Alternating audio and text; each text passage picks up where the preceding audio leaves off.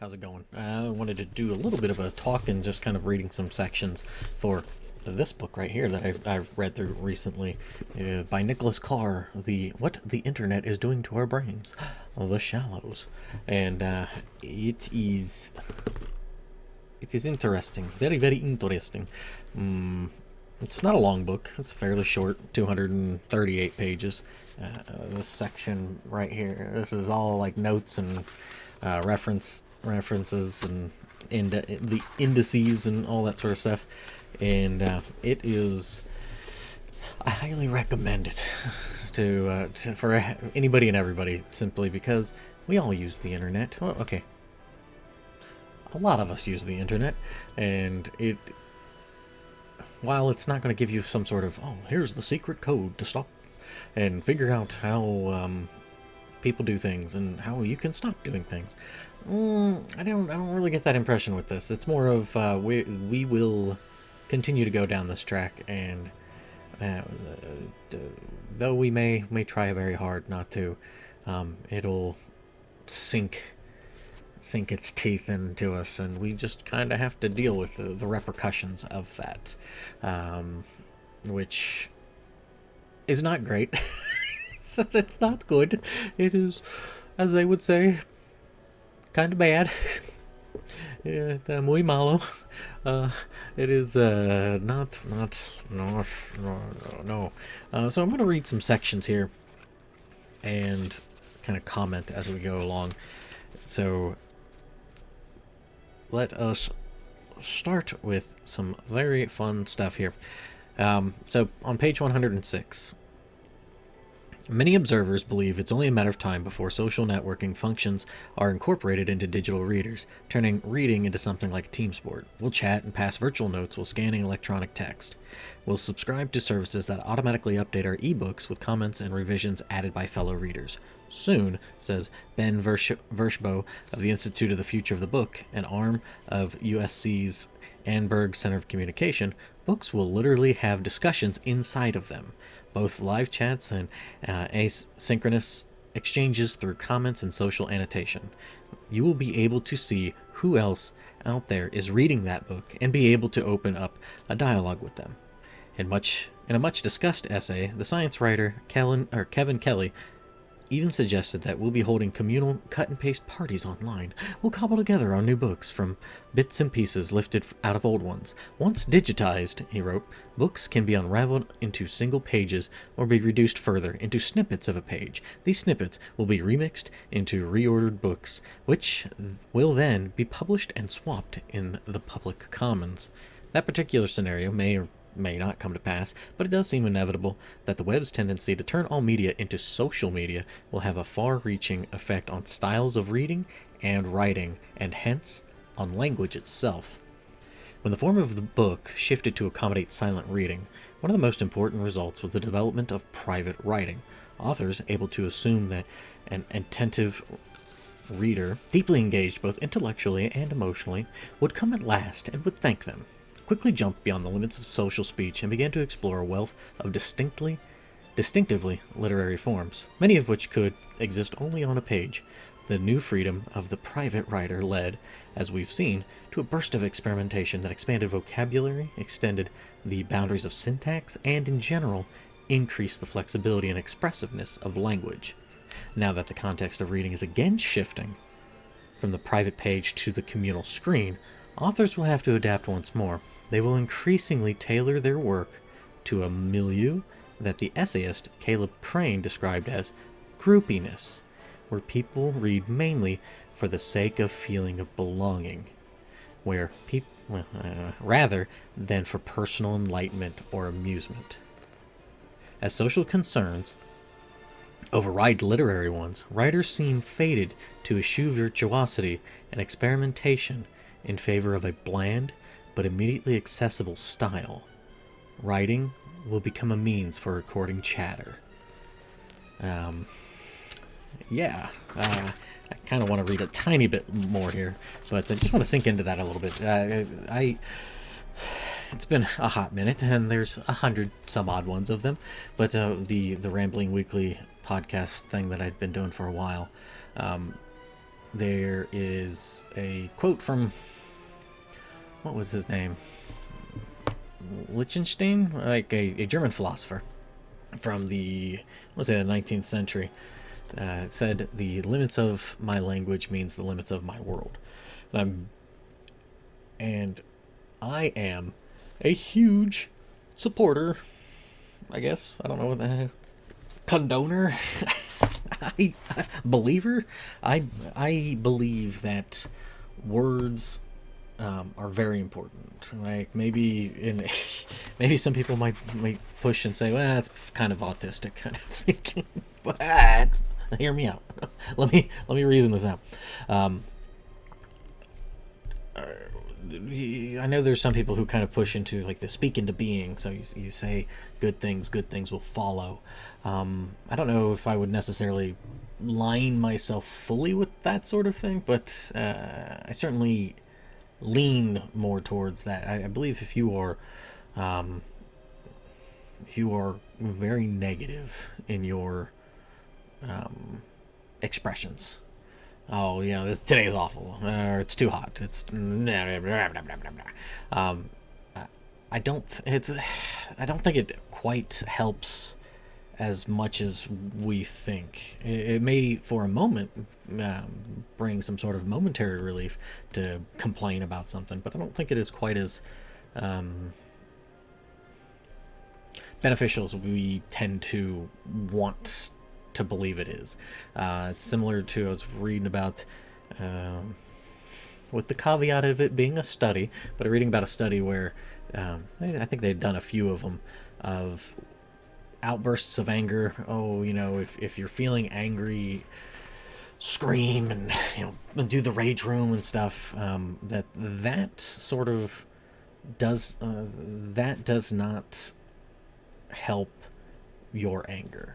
If anything, it exacerbates it. It inflames it it doesn't cause it to subside. It really just, okay, yeah, you've exerted it.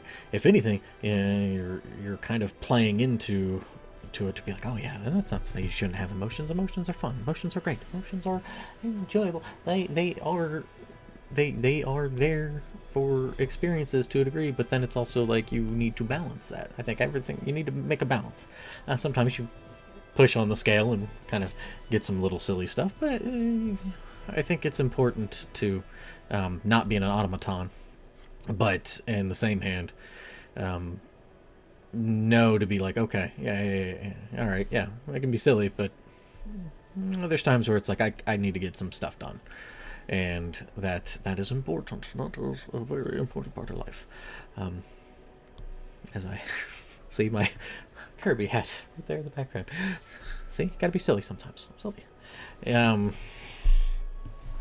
So, but yeah, when you, like, I've seen this with social media, you know, Instagram Reels, Twitter, TikTok videos and stuff, where it's okay, yeah, you're condensing stuff into very, very short forms of trying to communicate, and boy, does that really help any? Does it make it like it can certainly force a certain way of thinking, right? If you're thinking, oh, here's just a funny little meme thing that I talk about, do you have anything beyond that, or does that kind of populate the thought process and then nothing else thereafter?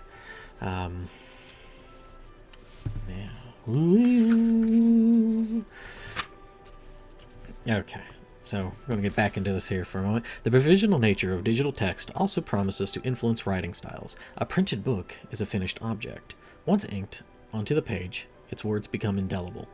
The finality of the act of publishing has long instilled in the best and most conscientious writers and editors a desire, even an anxiety, to perfect the works they produce, to write with an eye and an ear toward eternity. Electronic text is impermanent. In the digital marketplace, publication becomes an ongoing process rather than a discrete event. And revision can go on indefinitely. Even after an ebook is downloaded, into a networked device, it can easily be and automatically updated. It can be easily and automatically updated, just as software programs routinely are today. It seems likely that removing the sense of closure from book writing will, in time, alter writers' attitudes toward their work. The pressure to achieve perfection will diminish, along with the artistic rigor that the pressure imposed. To see how small changes in writers' assumptions and attitudes can eventually have large effects on what they write, one need only glance at the history of correspondence. A personal letter written in, say, the 19th century bears little resemblance to a personal email or text message written today. Our indulgence in the pleasures of informality and immediacy has led to a narrowing of expressiveness and a loss of eloquence. No doubt the connectivity and other features of ebooks will bring new delights and diversions. We may even, as Kelly suggests, come to see digitization as a liberating act, a way of freeing text from the page. But the cost will be a further weakening, if not a final severing, of the intimate intellectual attachment between the lone writer and the lone reader. The practice of deep reading that became popular in the wake of Gutenberg's invention, in which the quiet part was part of the meaning, part of the mind, will continue to fade, in all likelihood becoming the province of a small and dwindling elite. We will, in other words, revert to the historical norm. As a group of Northwestern University professors wrote in a 2005 article in the Annual Review of Sociology, the recent changes in our reading habits suggests that the quote-unquote era of mass book reading was a brief anomaly in our intellectual history. We are now seeing such reading return to its former social base, a self-perpetuating minority that we shall call the reading class. The question that remains to be answered, they went on, is whether that reading class will have the power and prestige associated with an increasingly rare form of cultural capital, or will be viewed as the eccentric practitioners of an increasingly arcane hobby. So, I mean, yeah, it is kind of a peculiar thing, right? And you can get into lots of different things about what that could mean. Is it bad? Is it good? It's more of... that's kind of what I like about this book. There's certainly hints of worry and concern, because it's like, well, this is something we've been doing just only recently, and now we're already losing it once more. But then it's like, well, it's kind of what we were doing beforehand. So is that necessarily like the worst thing? Are we doomed to be on a naughty list forever and that sort of thing? Whatever that's supposed to mean. But yeah, it is a... it does bring up some very interesting peculiarities going forward of how you can see it certainly in generational divides and stuff, but just how like people act just from...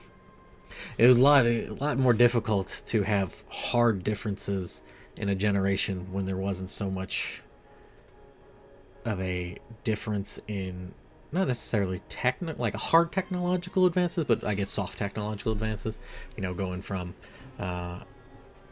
the computer to smartphone, but also just the website to the websites now that are available through the phone and such. So, all right. So, I'm gonna kind of read a few more things here. This one is just from a few pages later, and this is on page 119. Not all distractions are bad, as most of us know from experience. If we concentrate too intensively on a tough problem, we can get stuck in a mental rut. Our thinking narrows, and we struggle vainly to come up with new ideas. But if we let the problem sit unattended for a time, if we sleep on it, we often return to it with a fresh perspective and a burst of creativity. Research by App... I'm going to... okay, so it's DIJKSTERHUIS. App Disterhuus, a Dutch psychologist who heads the unconscious lab of Radboud University in Nijmegen, Nijmegen, indicates that such breaks in our attention give our unconscious mind time to grapple with a problem, bringing to bear information and cognitive processes available to conscious deliberation. We usually make better decisions, his experiments reveal, if we shift our attention away from a difficult mental challenge for a time. But the work also shows that our unconscious thought processes don't engage with a problem until we've clearly and consciously defined the problem. If we don't have a particular intellectual goal in mind, this psychologist writes, unconscious thought does not occur. The constant distractedness that the net encourages, the state of being, to borrow another phrase from Eliot's four quartets, distracted from distraction by distraction, is very different from the kind of temporary, purposeful diversion of our mind that refreshes our thinking when we're weighing a decision. The net's cacophony of stimuli short circuits both conscious and unconscious thought, preventing our minds from thinking either deeply or creatively. Our brains turn into simple signal processing units, quickly shepherding information into consciousness and then back out again. In a 2005 interview, Michael Merzenich ruminated on the internet's power to cause not just modest alterations, but fundamental changes in our mental makeup, noting that our brain is modified on a substantial scale, physically and functionally, each time we learn a new skill or develop a new ability. He described the net as the latest in a series of modern cultural specializations that contemporary humans can spend millions of practice events at, and that the average human 1,000 years ago had absolutely no exposure to. He concluded that our brains are massively remodeled by this exposure. He returned to this theme in a post on his blog in 2008, resorting to capital letters to emphasize his points. When culture drives changes in the ways that we engage our brains, it creates different brains, he wrote, noting that our minds strengthen specific, heavily exercised processes. While acknowledging that it's now hard to imagine living without the internet and online tools like Google search engine, he stressed that their heavy use has neurological consequences. What we're not doing when we're online also has neurological consequences. Just as neurons that fire together wire together, neurons that don't fire together don't wire together.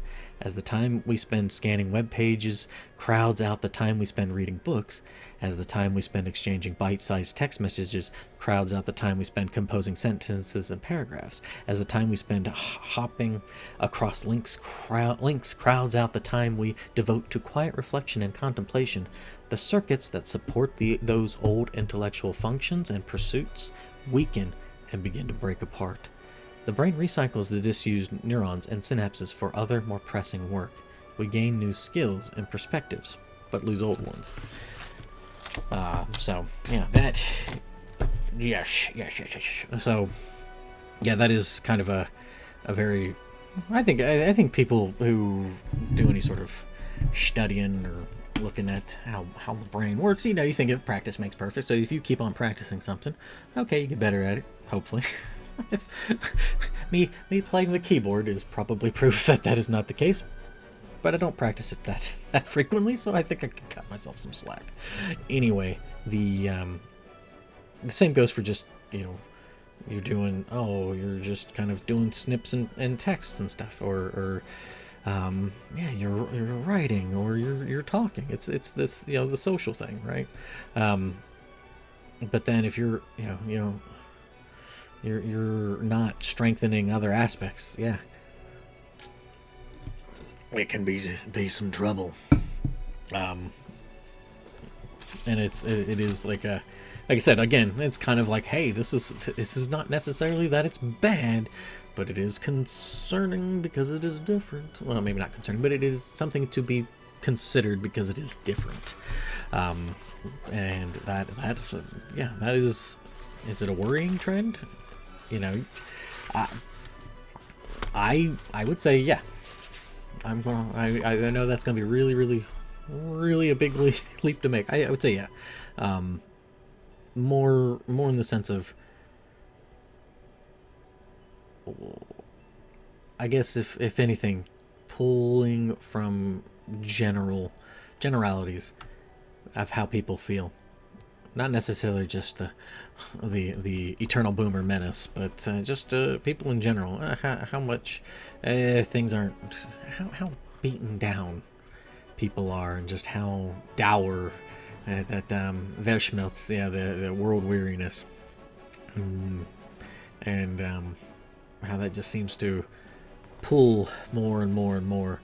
And I kind of wonder, I did a podcast episode kind of talking about this a while ago. I think it was called "Devil in the Machine," and how intrinsically, I think to some degree, and it is starting to, less that it's faded, but it is now the baton's being passed to generation like the Zoomers and Generation Alpha of this. Millennials grew up with the internet becoming much more of a ubiquitous thing, and now that that's there, and the millennials are aging out of of being the cool kids, you see how Zoomers have kind of planted themselves as, well, we're the cool kids now, but just as quickly as they're doing that, in only just a handful of years, they are kind of getting supplanted to some degree, not like fully or anything, but I think you're starting to see the crowding with younger, like the older parts of the alpha generation that's coming up after them, and also the older millennials trying to get it. It's same thing, but it's on a digitized space, which is back in my day, growing up, the internet was not a real place, so perhaps it would be best to treat it as such. It is a silly place. It doesn't exist, and then you go live life outdoors. Oh, let's see here. I want to read maybe this one. We'll just read a couple more sections here. So if you'll humor me, let's see here. The influx of competing messages, and this is on page 194. Do I want to start from that? Yeah, we'll do it from 194. The influx of competing messages that we receive whenever we go online not only overloads our working memory, it makes it much harder for our frontal lobes to concentrate our attention on any one thing. The process of memory consolidation can't even get started. And thanks once again to the plasticity of our neuronal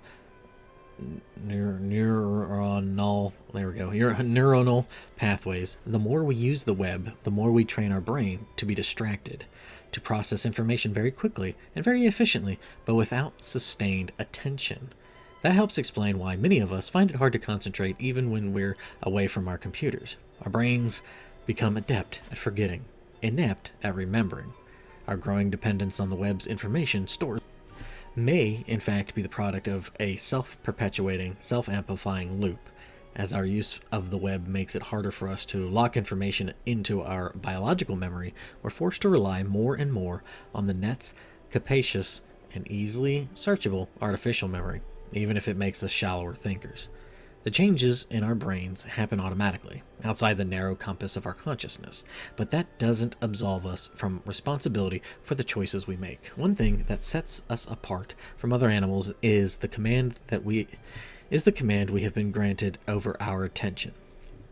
Learning how to think really means learning how to exercise some control over how and what you think, said the novelist David Foster Wallace in a commencement address at Kenyon College in 2005. It means being conscious and aware enough to choose what you pay attention to and to choose how you construct meaning from experience. To give up that control is to be left with the constant gnawing sense of having had and lost some infinite thing. A mentally troubled man, he would hang himself 2.5 years after the speech. Wallace knew, with special urgency, the stakes involved in how we choose or fail to choose to focus our mind.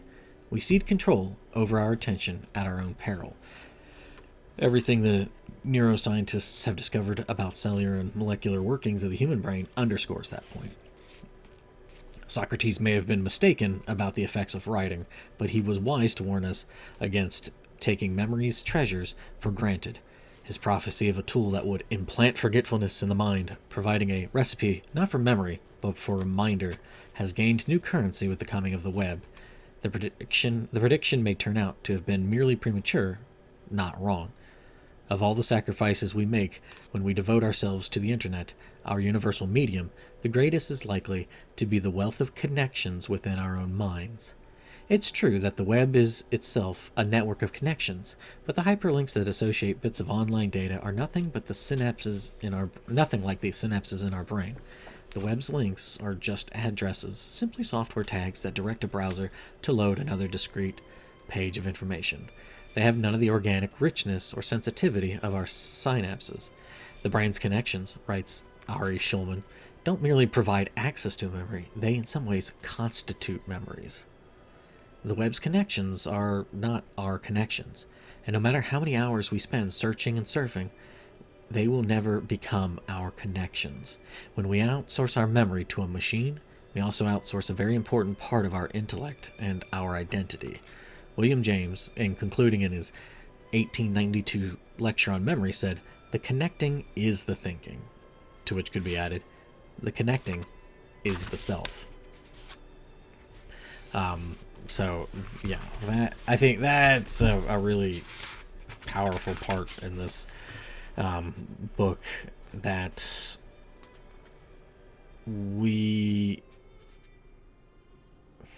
especially with like social media and everything, is we try, not to say that it's like somebody's guilty of doing anything like that, but we try to form community connections through YouTube, part of like a whatever kind of, like back in the day, the old YouTube gaming community and stuff, or podcast communities, or like whatever subset of I like this sort of thing. And so we desperately try to turn those into connections, and I think the same could be said with Instagram, Facebook, YouTube, TikTok, Twitter, X, whatever, Blue Sky, all of these things, except for boiled down to like a very, very quick, not microcosm necessarily, but just on like steroids of, it's the same thing, just boiled down.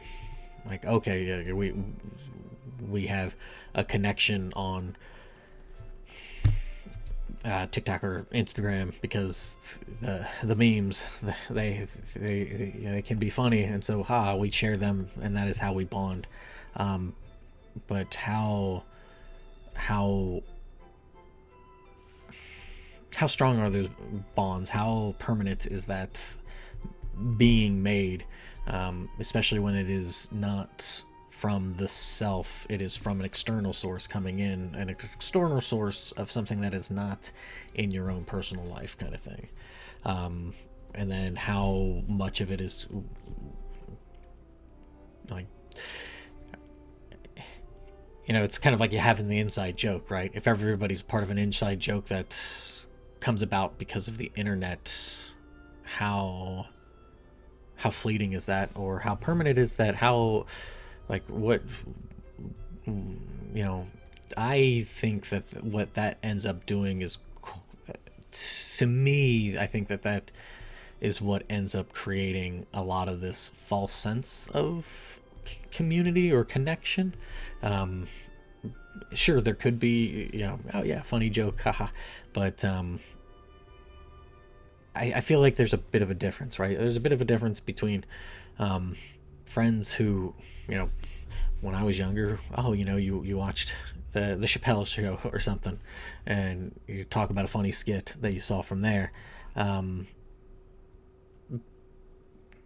But maybe it isn't really much different.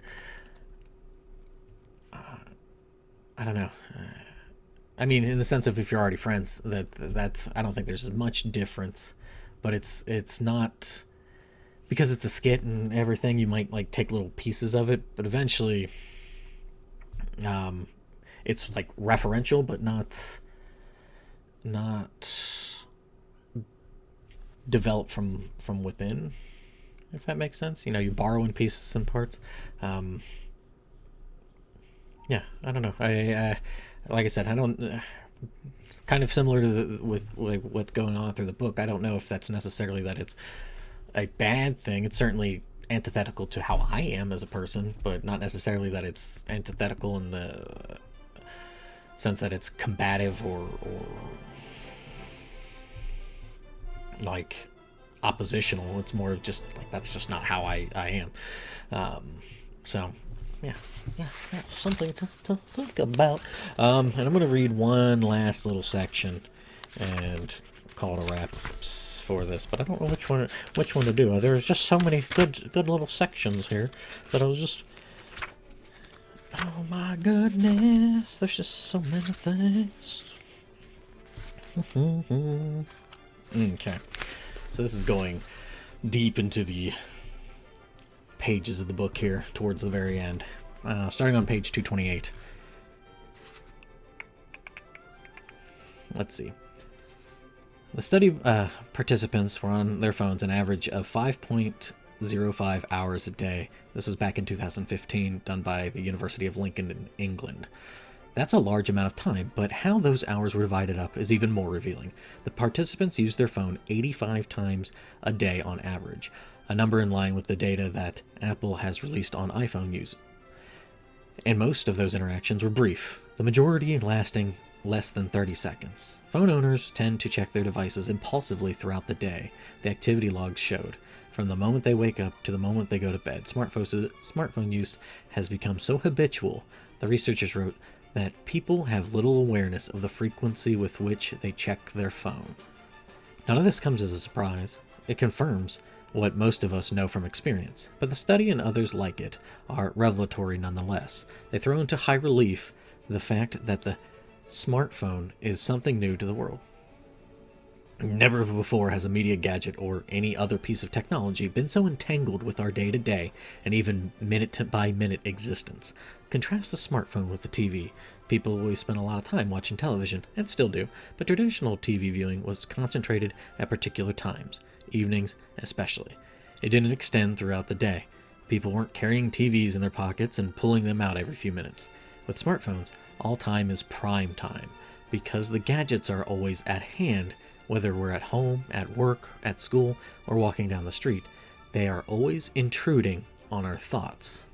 As smartphone use intensified after 2010, many scientists began to study the cognitive and emotional effects. Their initial findings reinforced what had already been discovered about the internet's power to distract the mind, scatter attention, and breed anxiety. If you use your phone while doing something else, driving a car, say, or studying for an exam, your performance will suffer. But the research also revealed that our phones routinely disrupt our thinking even when we're not using them, when they're tucked away in a pocket or a purse. That's a consequence of the dozens of alerts and notifications a typical smartphone emits over the course of a day. In a 2015 Florida State University study, psychologists found that when people's phones beep or buzz while they're in the middle of a challenging task, their focus wavers, and their work gets sloppier. This probably explains why all my videos have not been very good, because my phone usually goes off. Stay quiet, please. Whether they check the phone or not. Another 2015 study, published in the Journal of Computer-Mediated Communication, showed that when people hear their phone ring and are unable to answer it, their blood pressure spikes, their pulse quickens, and their problem-solving skills weaken.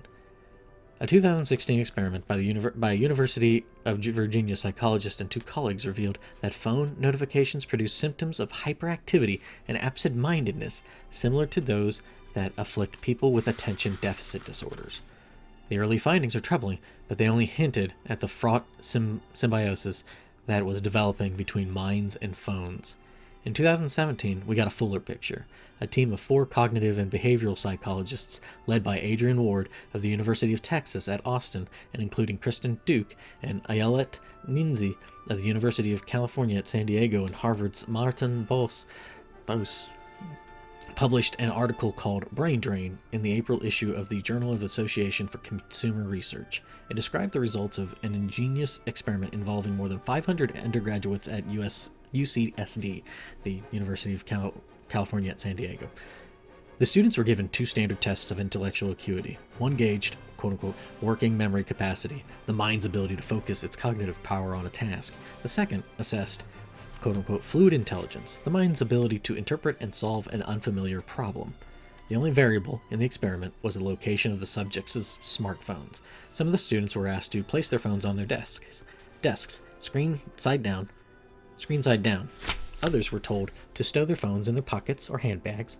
Still, others were required to leave their phones in a different room. In all cases, the phones were put into a do not disturb mode, so they would neither ring nor vibrate during the exercise. The results were striking. In both tests, the subjects whose phones were in view posted the worst scores, while those who left their phones in a different room did the best. The students who kept their phones in their pockets or bags came out in the middle. As the phone's proximity increased, brain power decreased. It was as if the smartphones had force fields that sapped their owner's intelligence. In subsequent interviews, nearly all the students said that their phones hadn't been a distraction, that they hadn't even thought about the devices during the experiment.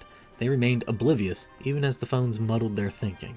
A follow-up experiment with nearly 300 participants produced similar results. It also revealed that the more heavily the students relied on their phones in their everyday, the greater the cognitive penalty they suffered when their phones were nearby. In summing up the findings, Ward and his co-authors wrote that the integration of smartphones into daily life appears to cause a brain drain that diminishes such vital mental skills as learning, logical reasoning, abstract thought, problem solving, and creativity. Smartphones have become so tied up in our lives that even when they're not peering or pawing at them, they're tugging at our attention, diverting precious cognitive resources. Just suppressing the desire to check a phone, which we do routinely and subconsciously throughout the day, can debilitate our thinking, the authors noted. The fact that most of us now habitually keep our phones nearby and in sight only magnifies the toll. The brain drain study's findings are consistent with other published research. In similar but smaller 2014 study, psychologists in the University of Southern Maine found that people who had their phones in view, albeit turned off, during 2 demanding tests of attention and cognition made significantly more errors than did a control group whose phones remained out of sight. When the researchers gave the participants a set of easier tests, however, they found that the 2 groups performed about the same.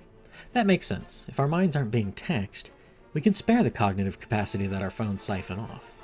It's when we need to be smart that our phones dumb us down. Because learning requires strong mental focus and exertion, students are especially susceptible to the brain-depleting effects of smartphones.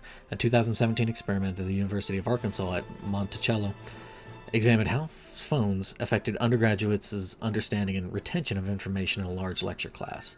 The researchers found that students who didn't bring their phones to the classroom scored a letter grade higher on a test of the material presented than those who had their phones with them. It didn't matter whether the students who had their phones used them or not. All of them scored equally poorly. A 2016 survey of nearly 100 high schools in Britain found that when schools ban smartphones, students' examination scores go up substantially, with the weakest students benefiting the most. It isn't just our reasoning that takes a hit when phones are around as well. Our social skills and relationships appear to suffer, because smartphones serve as constant reminders of all the friends we could be exchanging messages with electronically. They pull at our minds when we're talking with someone in person. Conversations become shallower and less satisfying. In a 2013 study conducted at Britain's University of Essex, 142 people were divided into pairs and asked to converse in private for 10 minutes. Half talked with the phone in the room, half without. The participants were given tests of affinity, trust, and empathy. The mere presence of mobile phones, the researchers reported, inhibited the development of interpersonal closeness and trust, and diminished the extent to which individuals felt sympathy and understanding from their partners. The effects were strongest when a personally meaningful topic was being discussed. The findings were validated in a subsequent and more realistic experiment conducted by Virginia Tech professors that involved observing 200 people chatting in coffee shops and cafes. Okay, all right, that's enough reading from me. However, that is the that is I guess the most damning and concerning that it gets into right there toward the end is how much that affects just how we go about things. That's why I think people have gotten more and more inclined to, okay, when we're getting together, put your phone in a basket, let's put it off the side, we're here to enjoy each other's time. And I think that is the way you have to combat it. We've got to basically shift that off to the side. I know when it comes to trying to write my little books, that's the same sort of thing. It's like I've got to just put the phone off to the side and it's got to go away. Otherwise, it'll serve as a distraction, much to the chagrin of some people who try to contact me regularly. No names. So, unbeknownst to me, I think I might have hit on an appropriate way to do things that, while may make some people mad, it serves me in the long run. However, like I said, all that, I highly recommend anybody to get the book or audiobook. Mind you, I can't speak for the audiobook if it's a good audiobook or not, but give it a listen.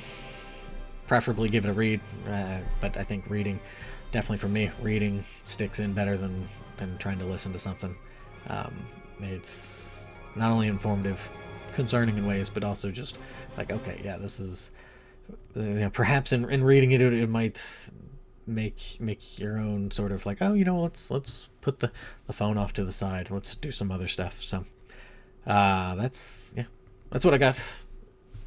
Once again, by Nicholas Carr, What the Internet is Doing to Our Brains, The Shallows. Highly recommended. Give it a read. Thanks for listening. If you've read it before, let me know.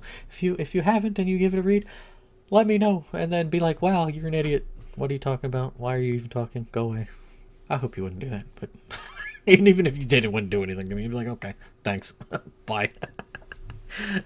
Either way, thank you for watching, listening, all that sort of fun jazz. And have a good day, night. Have a good time. Catch you later. Bye.